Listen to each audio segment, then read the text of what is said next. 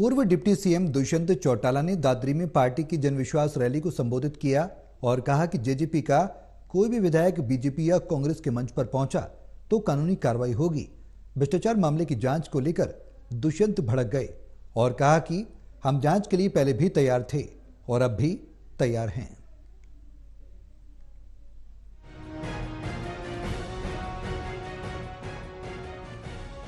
दुष्यंत चौटाला ने दादरी में पार्टी की जनविश्वास रैली को संबोधित किया और पार्टी कार्यकर्ताओं से वोट प्रतिशत बढ़ाने के साथ साथ जेजेपी के प्रत्याशियों को जिताने का आह्वान भी किया।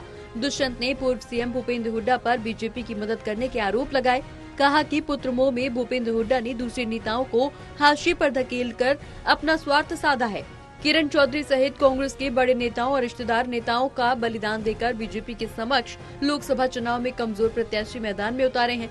रोहतक में हुड्डा की शहजादे दीपेंद्र को जेजेपी पटकनी देकर इतिहास रचेगी।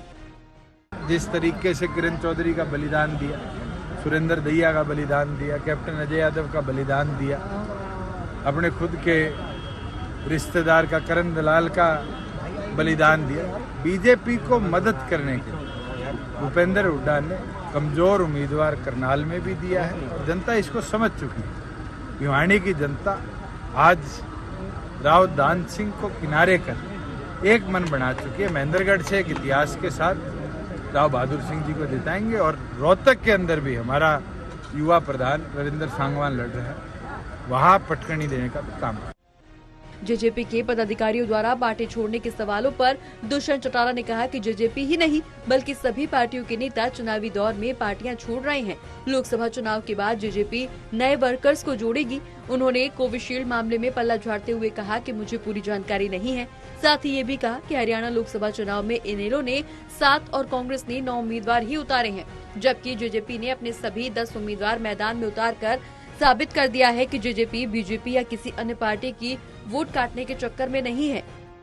ये तो चुनावी मौसम है, हमारे पास भी दूसरे दलों से लोग आ रहे हैं, हमारे दल से भी लोग दूसरे दलों में जा रहे हैं। तो निरंतर प्रक्रिया है और चुनावों के दौरान ये प्रक्रिया और तेज हो जाती है। जहां बात नए साथियों के आने हैं, मैं मानता हूं लोकसभा और लोकसभा के बाद आप देखना किस तरीके से नए साथियों जो जननायक जनता पार्टी अभी मेरे संज्ञान में नहीं है। अगर कोई भारतीय जनता पार्टी या कांग्रेस के या किसी और दल के झंडे के नीचे होगा तो इसकी कानूनी प्रक्रिया है और अध्यक्ष विधानसभा के माध्यम से हम उसका कानूनी प्रक्रिया को। बहरहाल पूर्व डिप्टी सीएम दुष्यंत चौटाला ने जेजेपी विधायक के बीजेपी मंच पर जाने को लेकर स्पष्ट रूप से कहा कि जेजेपी का कोई भी विधायक बीजेपी या कांग्रेस के मंच पर पहुंचा तो विधानसभा अध्यक्ष के माध्यम से उनके खिलाफ कानूनी कार्रवाई की जाएगी। साथ ही ऐसे विधायकों की सदस्यता भी भंग करवाई जाएगी। भ्रष्टाचार मामले की जांच को लेकर दुष्यंत भड़क गए। कहा कि वो जांच के लिए पहले भी और अभी भी तैयार हैं। जब वो सरकार में साथ थे उस समय जांच क्यों नहीं करवाई? आज भी वो तैयार हैं, बशर्ते तथ्यों के आधार पर जांच करे।